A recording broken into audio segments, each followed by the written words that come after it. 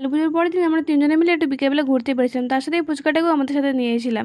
আসলে মেলা দেখতেই বেরিয়েছি, কিন্তু একটু সন্ধ্যা না হলে মেলা দেখার মজা আসে না, তাই সন্ধ্যা নামার আগে একটু পাশের মাঠ থেকে ঘুরে আসি। জায়গাটাও ভীষণ সুন্দর, দুই দিকে বড় বড় গাছ আর মাঝখানে লাল রাস্তা। দেখো, একটু সন্ধ্যা হতে আমরা মেলা চলে গেছি। মেলাতে অনেক দোকানও বসেছি, কিন্তু সন্ধ্যা অতটা হয়নি বলে নিচের দোকানগুলো এখনও পর্যন্ত বসেনি, আর অতটা ভিড়ও হয়নি। মেয়েদের সাদা দোকান থেকে শুরু করে অনেক খাবার দোকান, বাচ্চাদের খেলনা, কাপ দোকান, আরও অনেক কিছু বসেছে।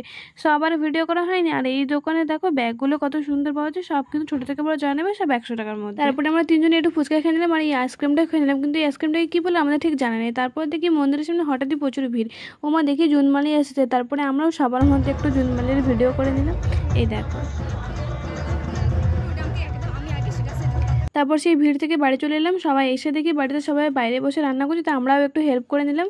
তো আজকের ভিডিওটা এই পর্যন্তই। কালকের পুজোর ভিডিও যদি তোমরা না দেখে থাকো, এই ভিডিওর নিচে আমি লিঙ্ক দিয়ে দিলাম, অবশ্যই দেখে নিও কিন্তু কালকের ভিডিওটা।